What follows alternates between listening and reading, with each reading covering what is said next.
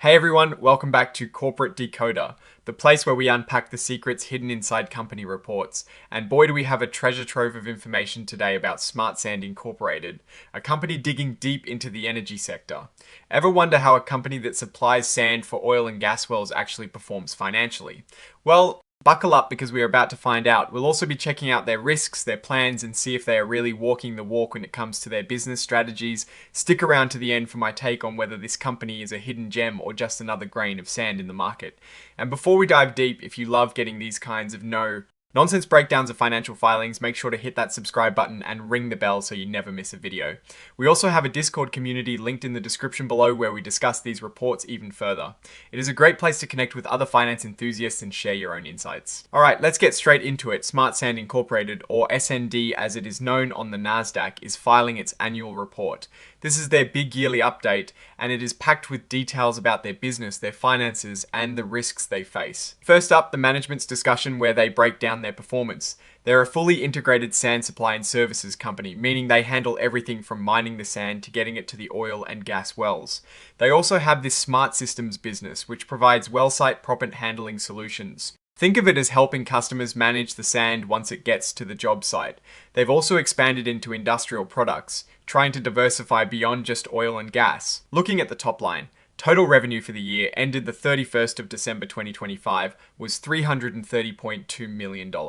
That is up about 6% from 2024. The main driver here is their sand revenue, which climbed by 7% to $325.8 million. This was thanks to a slight increase in the amount of sand they sold and a small bump in prices. They sold over 5.4 million tons of sand, which is a lot of digging and hauling. However, their smart systems revenue took a hit, dropping by 44% to just $4.4 million.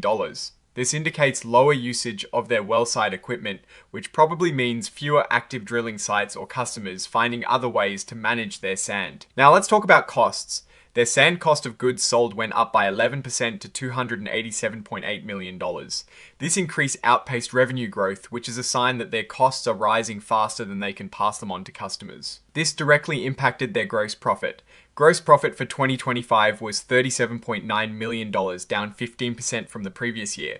This is a pretty significant drop and suggests that while they sold more sand, it cost them more to do it. Operating expenses, which include things like salaries and administrative costs, increased slightly to $42.3 million.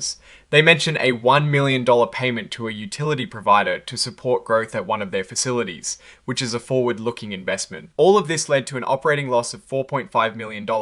That is a big flip from the $3 million operating income they had in 2024. So despite higher revenues, higher costs are eating into their profits. And at the bottom line, net income for 2025 was $1.3 million, a sharp decrease from $3 million in 2024.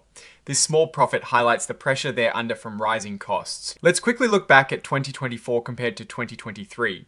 Total revenue increased by 5%, driven by a 6% rise in sand revenue due to higher volumes.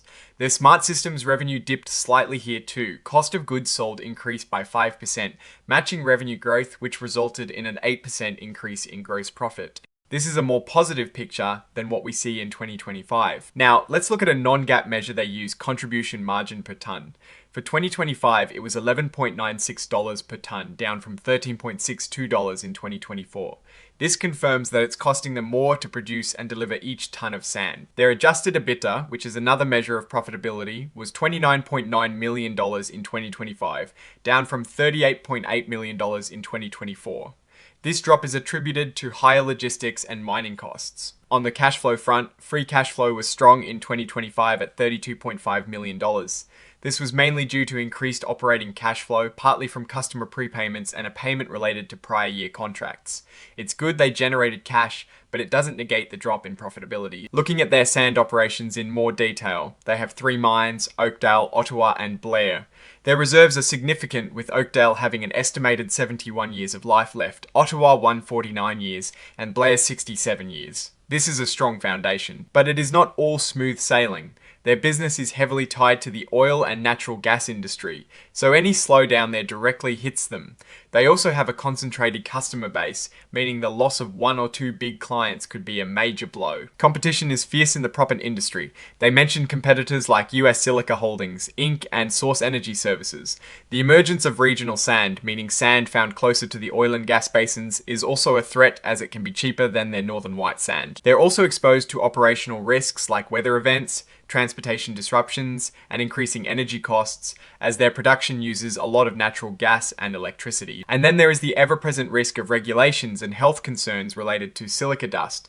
These can lead to increased costs and potential lawsuits. As for their stock, they warn that it could be volatile, and investors might not be able to sell their shares at a profit. They also have a major shareholder, their CEO, who holds a significant chunk of the company, giving him substantial influence. On the bright side, they have a cybersecurity risk management program and haven't experienced any material breaches. This is crucial in today's digital landscape. Looking at the balance sheet, total assets were around $340 million at the end of 2025, down slightly from the previous year. Current liabilities are around $50 million and total liabilities are about $100 million. Stockholders' equity stands at about $240 million.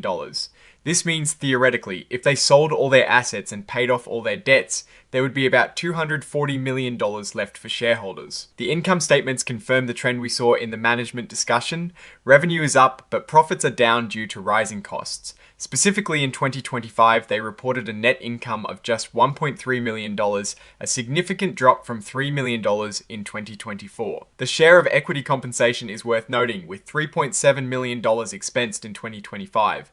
This is a common way for companies to compensate their employees and executives, but it does dilute existing shareholder value over time. The company has a significant asset retirement obligation, which is essentially the cost of cleaning up and restoring mining sites after they are closed.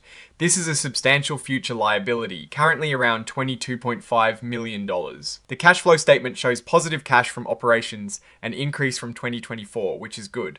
However, investing activities used a lot of cash, mainly for property, plant, and equipment purchases. Financing activities also saw cash outflows, including dividend payments and share repurchases. They have significant future commitments, mostly related to land for mining activities, totaling over $26 million. This is a long-term financial obligation they need to manage. So, what's the big picture here for Smart Sand Incorporated? My take is that they're in a tough spot. On one hand, they have massive reserves and a strategy that leverages logistics for an advantage. They're also diversifying into industrial uses, which is smart. However, their profitability is being squeezed by rising costs, especially in logistics and mining. The drop in Smart Systems' revenue is also concerning, suggesting their diversification efforts beyond sand itself might be struggling. They are generating positive cash flow, which is a lifeline, but the trend in net income is worrying. They are also heavily reliant on the volatile oil and gas industry. The future hinges on their ability to control costs, maintain market share against regional sand competitors, and potentially grow their industrial product segment faster. That is our deep dive into Smart Sand Incorporated's latest annual report. What are your thoughts on their performance and outlook? Do you think they're heading for smoother terrain, or are they facing a sandstorm? Let me know in the comments below if you found this breakdown valuable. Please give this video a thumbs up and subscribe for more corporate finance insights. And don't forget to join the conversation on our Discord server, linked in the description. Thanks for watching. And I'll see you in the next episode of Corporate Decoder.